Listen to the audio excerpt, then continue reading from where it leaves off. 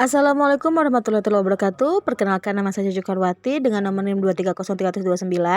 Pada kesempatan kali ini saya akan memaparkan materi situasi sosial untuk mata pelajaran psikologi sosial dengan dosen pengampu Ibu Dr. Andes Leni Nuraini MPD. Oke, baik, saya akan mulai saja pemaparannya. Situasi sosial terbagi menjadi dua kelompok. Yang pertama adalah situasi kebersamaan dan yang kedua adalah situasi kelompok sosial. Tujuan situasi sosial itu sendiri adalah untuk membentuk kesadaran dan kepedulian sosial serta membentuk bangsa yang tangguh, kompetitif, bermoral, berakhlak mulia, dan berjiwa patriotik. Pengertian situasi sosial adalah suatu kondisi tertentu di mana berlangsung hubungan antara individu yang satu dengan individu yang lain.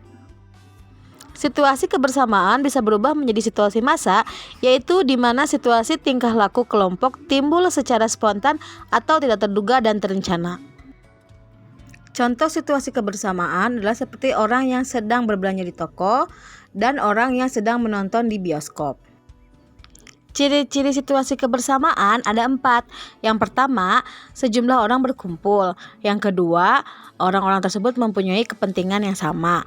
Yang ketiga, tempatnya yang tertentu. Dan yang keempat, tidak memiliki ikatan.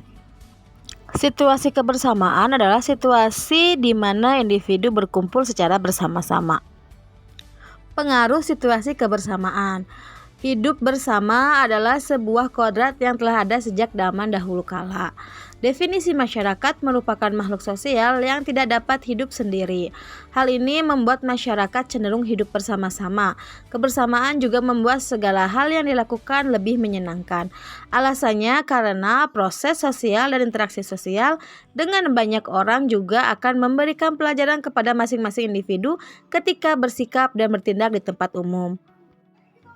Kebersamaan adalah sebuah ikatan yang terjadi dengan alasan kekeluargaan antar sesama masyarakat. Hal ini dilakukan lebih dari hanya sekedar kerjasama yang bersifat profesional, melainkan untuk kepentingan bersama demi dapat terwujudnya tujuan yang sama dengan orang yang berada di kelompok kita dalam jangka waktu tertentu. Dalam Kamus Besar Bahasa Indonesia, arti kebersamaan berasal dari kata sama yang memiliki padanan kata seperti kedamaian, harmoni, ketenangan, kesejahteraan, dan lain-lain. Kata kebersamaan biasa digunakan untuk memperjuangkan sesuatu. Hal ini paling besar hasil dan sebuah kebersamaan adalah kemerdekaan negara Republik Indonesia. Macam-macam situasi kelompok sosial. Kelompok primer, suatu kelompok yang anggotanya mempunyai hubungan interaksi yang lebih insentif atau lebih erat antar anggotanya. Contohnya keluarga dan kawan sepermainan. Kelompok sekunder adalah suatu kelompok yang anggota-anggotanya saling mengadakan hubungan yang tidak langsung atau berjauhan, tidak face to face, dan kurang bersifat kekeluargaan. Contohnya adalah partai politik. Situasi kelompok sosial dapat diidentifikasikan sebagai suatu situasi ketika terdapat dua individu atau lebih mengadakan interaksi sosial yang mendalam satu sama lain. Salah satu pengaruh dari situasi kebersamaan adalah mencari solusi dengan cepat dan tepat. Pemikiran bersama sejatinya senantiasa dapat membuat banyak masalah dapat terselesaikan dengan cepat karena memiliki setiap orang yang pada akhirnya banyak alternatif yang dapat diterapkan untuk menyelesaikan sebuah tantangan atau permasalahan. Ada 4 unsur kebersamaan. Yang pertama adalah sehati. Memiliki tujuan yang sama untuk kepentingan umum. Hal ini akan mempermudah jalan menuju segala hal yang telah direncanakan. Orang yang telah mengatakan sehati dalam beberapa aspek, maka akan tercipta sebuah kebersamaan yang harmonis. Tentu kebersamaan harus dibangun bersama-sama. Yang kedua adalah tidak egois. Kepentingan bersama merupakan salah satu ukuran di mana seseorang termasuk egois atau tidak. Orang yang mengutamakan kebersamaan dapat dikatakan tidak egois. Melihat pernyataan tersebut, jelas dalam kebersamaan masing-masing individu harus mengurangi rasa egoisnya untuk menuju tujuan bersama. Yang ketiga adalah kerendahan hati. Bertemu banyak orang dengan berbagai karakter yang sangat unik ketika berada di lingkungan yang baru kadang membuat kita harus mulai mengenal lingkungan agar tidak dikucilkan. Bersifat rendah hati juga membuat seseorang dapat dengan mudah membangun komunikasi dengan orang lain yang ada di sekitarnya. Sikap rendah hati ini dapat menciptakan unsur kebersamaan. Dan yang keempat adalah rela berkorban. Orang yang memilih untuk melakukan hal-hal yang berkaitan dengan kepentingan orang banyak harus mau berkorban dengan segala konsekuensi yang harus diterima oleh masing-masing individu. Semakin banyak orang yang rela berkorban, maka akan semakin kuat kebersamaan yang dibangun. Ada beberapa ahli yang melakukan eksperimen situasi kebersamaan. Yang pertama ada F.H. Alford, yang kedua ada Rosenbaum dan Black, dan yang ketiga ada A.S.C.H.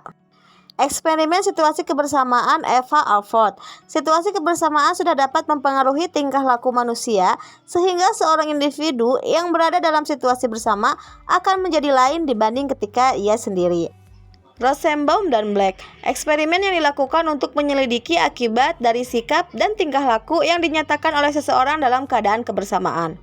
A.S.C.H. Pengaruh sugesti dalam penilaian individu dalam keadaan kebersamaan itu besar apabila individu ragu dalam penilaiannya. Eksperimen A.S.C.H. ini akan menyatakan peranan sugesti dalam situasi sosial pada umumnya dan situasi kebersamaan pada khususnya. Pemberian sugesti yang salah terhadap peserta minoritas itu ditertawakan, sedangkan apabila sugesti tersebut diberikan oleh mayoritas itu malah diikuti. Kesimpulannya adalah penilaian individu dalam keadaan kebersamaan itu besar apabila individu ragu dalam penilaiannya. Hasil dari eksperimen Rosenbaum dan Black. Eksperimen yang dilakukan bertujuan untuk menyelidiki akibat dari suatu tingkah laku yang dinyatakan oleh seseorang di dalam keadaan kebersamaan terhadap tingkah laku orang lain. Menunjukkan dengan jelas dan cukup pasti bahwa pengaruh pembantu dalam keadaan kebersamaan itu memang besar lebih dari 80%. Kesimpulannya adalah dalam keadaan itu orang mudah mengintimidasi atau mudah terpengaruh oleh sugesti. Eksperimen F.H. Alford. Situasi kebersamaan itu sudah dapat mempengaruhi tingkah laku manusia, sehingga seorang individu yang berada dalam situasi bersama akan menjadi lain dibanding situasi ketika ia sendiri. Eksperimen yang dilakukan, mahasiswa diminta untuk menyatakan pendapat tentang rangsangan tersendiri atas cairan yang ada di dalam 10 botol yang mempunyai beberapa macam bau, mulai dari yang bau sekali sampai pada yang sangat harum. Hasil eksperimennya adalah penilaian yang diadakan secara kebersamaan kurang ekstrim dari penilaian orang yang sama juga, tetapi dalam keadaan sendiri bisa menjadi berubah. Cara yang dilakukan oleh Alford sendiri adalah Alford menempuh beberapa cara dalam permainan eksperimen ini. Kesimpulannya adalah situasi pada diri sendiri sudah mempunyai pengaruh tertentu terhadap kegiatan individu dibanding kegiatan yang sama apabila dalam keadaan sendiri. Demikianlah presentasi saya pada kesempatan kali ini. Terima kasih banyak. Wassalamualaikum warahmatullahi wabarakatuh.